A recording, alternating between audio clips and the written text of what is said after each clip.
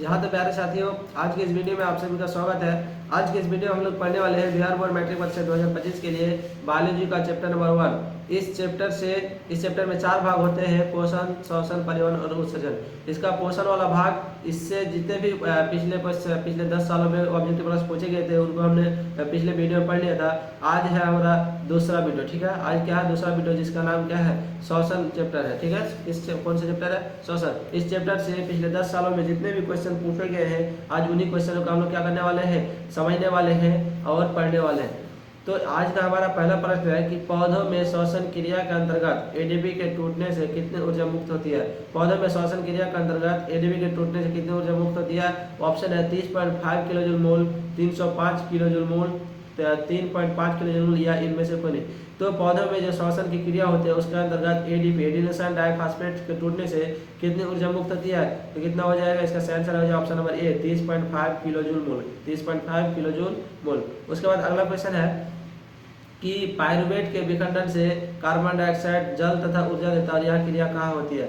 Pyruvate के विखंडन से कार्बन डाइऑक्साइड जल तथा ऊर्जा देता है और यह जैसे देखिए, जैसे हम सांस लेते हैं तो कौन सा क्रिया होता है? पायरुवेट का विखंडन होता है, तो उससे क्या मिलता है? कार्बन डाइऑक्साइड निकलता है, जल निकलता है और ऊर्जा निकलता है, ठीक है। तो इससे यह क्रिया कहाँ होती है? कोशिका द्रव में, हरित लवक में, केंद्रक में या माइटोकॉन्ड्रिया में। तो पायरुवेट के विखंडन से जल तथा ऊर्जा और कार्बन डाइऑक्साइड देता है, कहाँ से होता है यह क्रिया? माइटोकॉन्ड्रिया में। कहाँ होता है? माइटोकॉन्ड्रिया में। उसके बाद अगला क्वेश्चन है कि इथाइल अल्कोहल किस प्रकार के श्वसन में बनता है? इथाइल अल्कोहल किस प्रकार के श्वसन में बनता है? ऑप्शन है वायवीय, ऑप्शन बी अवायवीय श्वसन, ऑप्शन सी दोनों, या इनमें से कोई नहीं। तो इथाइल अल्कोहल किस प्रकार के श्वसन में बनता है? अवायवीय श्वसन में बनता है। इथाइल अल्कोहल किस प्रकार के श्वसन में बनता है? अवायवीय श्वसन में बनता है। देखिए, वायवीय श्वसन में क्या होता है? अधिक मात्रा में ऑक्सीजन की आवश्यकता होती है। अवायवीय श्वसन में अधिक मात्रा में क्या होती है? ऑक्सीजन की आवश्यकता होती है। इसमें क्या होती है? कम मात्रा में ऑक्सीजन की आवश्यकता होती है। अवायवीय श्वसन में कम मात्रा में ऑक्सीजन की आवश्यकता होती है। उसके बाद अगला क्वेश्चन है कि निम्नलिखित में किसे कोशिका का ऊर्जा मुद्रा के रूप में जाना जाता है? किसे कोशिका का ऊर्जा मुद्रा के रूप में जाना जाता है? ऑप्शन है एडीपी, एटीपी, डीटीपी या पीडीपी। देखिए, कोशिका का जो ऊर्जा, जो मतलब जैसे मुद्रा, मतलब जैसे एक मुद्रा क्या होता है कि पैसा, रुपया, भारत का मुद्रा क्या? रुपया। तो उसी तरह जो कोशिका का ऊर्जा का होता है, ऊर्जा होता है, उसका मुद्रा को क्या कहते हैं हम लोग? एटीपी कहते हैं। क्या कहते हैं? एटीपी कहते हैं। तो इसका फॉर्मूला होता है, फुल फॉर्म होता है क्या कि एडिनोसाइन ट्राइफॉस्फेट। क्या होता है? Adenosine triphosphate, adenosine triphosphate. इसे क्या हम लोग बोलते हैं? कोशिका का ऊर्जा मुद्रा के रूप में जाना जाता है, ठीक है। उसके बाद मछली का श्वसन अंग है, मछली का श्वसन अंग है। मछली का श्वसन अंग क्या होगा? ऑप्शन, मछली का श्वसन अंग, ऑप्शन है ट्रैकिया, गिल्स, त्वचा या फेफड़ा। देखिए, मछली का जो श्वसन अंग है, जो जिस अंग से वह सांस लेता है, तो कौन सा अंग से सांस लेता है? गिल्स। मछली कौन सा अंग से सांस लेता है? गिल्स से सांस लेता है। उसके बाद अगला क्वेश्चन है कि तिल चट्टा में कितने जोड़े श्वास रंध्र पाए जाते हैं? तिल चट्टा में कितने जोड़े श्वास रंध्र पाए जाते हैं? देखिए, तिल चट्टा में जो कितने जोड़ा का श्वास, जो रंध्र मतलब छिद्र पाए जाते हैं, सांस लेने के लिए छिद्र पाए जाते हैं, तो कितने जोड़े पाए जाते हैं? बोले, तिल चट्टा में कितने जोड़े श्वास रंध्र पाए जाते हैं? तो कितने जोड़े? 10 जोड़े पाए जाते हैं। कितने जोड़े? 10 जोड़े पाए जाते हैं। उसके बाद अगला क्वेश्चन है कि श्वसन के अंतिम उत्पाद है। श्वसन के अंतिम उत्पाद क्या क्या है? श्वसन का अंतिम उत्पाद क्या? ऑप्शन है CO2 और H2O, CO2 और ऊर्जा, H2O प्लस ऊर्जा, CO2 H2O प्लस ऊर्जा। देखिए, श्वसन जो होती है उसका अंतिम उत्पाद क्या क्या होता है? श्वसन के फलस्वरूप क्या होता है? कार्बन डाइऑक्साइड मिलती है, जल मिलता है, और उसके बाद क्या मिलती है? ऊर्जा मिलती है, ठीक है। तो सही आंसर क्या हो जाएगा? डी, CO2 H2O प्लस क्या हो जाएगा? ऊर्जा। CO2 H2O प्लस क्या हो जाएगा? ऊर्जा हो जाएगा, ठीक है। उसके बाद अगला क्वेश्चन है कि पौधों में श्वसन होता है, पौधों में श्वसन होता है कहाँ? जड़ में, पत्तियों में, तना में, या इनमें से सभी। पौधों में श्वसन कहाँ होता है? बोले, पौधों में श्वसन कहाँ होता है? जड़ में भी होता है, पत्तियों में भी होता है और तना में। तो इन सभी में क्या होती है? पौधों में श्वसन होती है। इन सभी में क्या होती है? पौधों में श्वसन होता है। उसके बाद कौन सी बीमारी श्वसन तंत्र से संबंधित है? कौन सा बीमारी है जो सांस लेने का जो सिस्टम होता है उससे क्या संबंधित है? ऑप्शन ए डायरिया, उसके बाद निमोनिया, मलेरिया और मधुमेह। तो कौन सा बीमारी श्वसन तंत्र से संबंधित है? इसका सही आंसर क्या हो जाएगा? निमोनिया।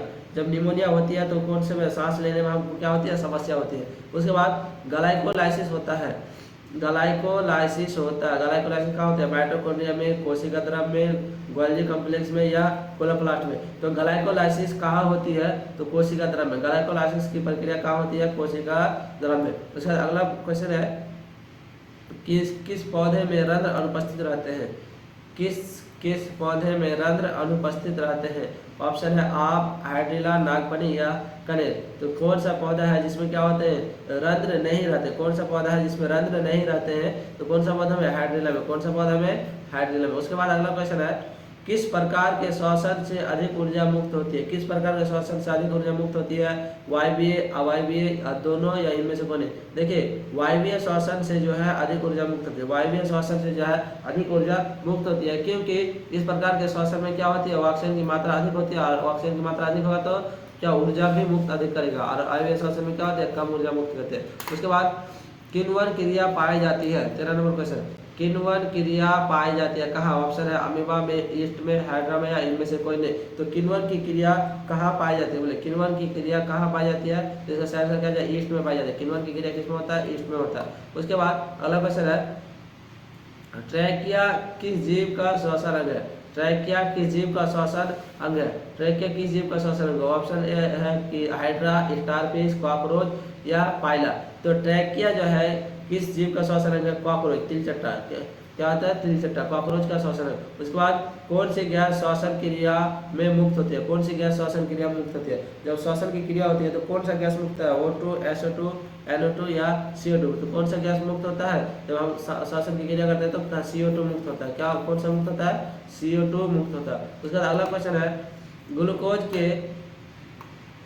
ग्लूकोज के पूर्ण ऑक्सीकरण से क्या मुक्त होता है? ग्लूकोज के पूर्ण ऑक्सीकरण से क्या मुक्त होता है? ग्लूकोज का जब पूर्ण ऑक्सीकरण हो जाता है क्या मुक्त होता है? सिर्फ CO2, सिर्फ H2O, सिर्फ ऊर्जा या इनमें से सभी। तो ग्लूकोज के पूर्ण ऑक्सीकरण से क्या मुक्त होता है? कार्बन डाइऑक्साइड में मुक्त होता है, ऊर्जा में मुक्त होता है, H2O मुक्त है या इनमें से सभी। तो ये सभी क्या होते हैं? मुक्त होते हैं। ग्लूकोज के पूर्ण ऑक्सीकरण से क्या होते हैं? ये सभी मुक्त होते हैं। उसके बाद ATP का विस्तारित रूप, ATP का फुल फॉर्म क्या हो गया? Adenine thymine phosphate, adenine triphosphate या एडेनोसाइन ट्राइफास्फेट या एडेनिन थायमिन डाइफास्फेट। तो इसका क्या सही आंसर हो जाएगा?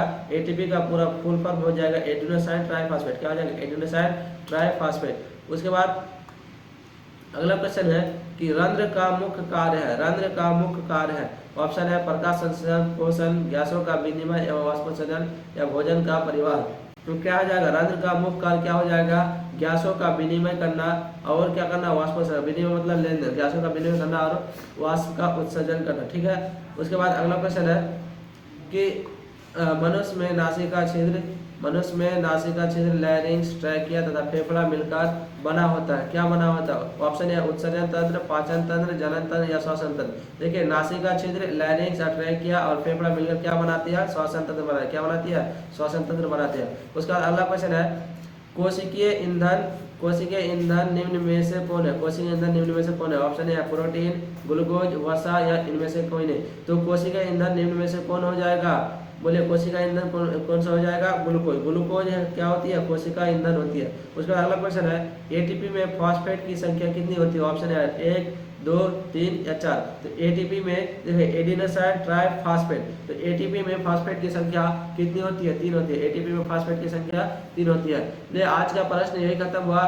जितने भी 10 साल में पूछे गए श्वसन चैप्टर से जितने भी ऑब्जेक्टिव प्रश्न पूछे गए उनको हमने बता दिया, और इस पर सभी को याद कर लीजिएगा। ये एग्जाम में 80% चांस बनाई रहती है कि पिछले 10 सालों का क्वेश्चन आता हो। ठीक है, तो इसको याद कर लीजिएगा। और वीडियो को देखने के लिए आप सभी को धन्यवाद करता हूं, और YouTube चैनल को सब्सक्राइब कर दीजिएगा, वीडियो को लाइक कर दीजिएगा, वीडियो को अपने दोस्तों के साथ क्या करें? शेयर कर दीजिएगा।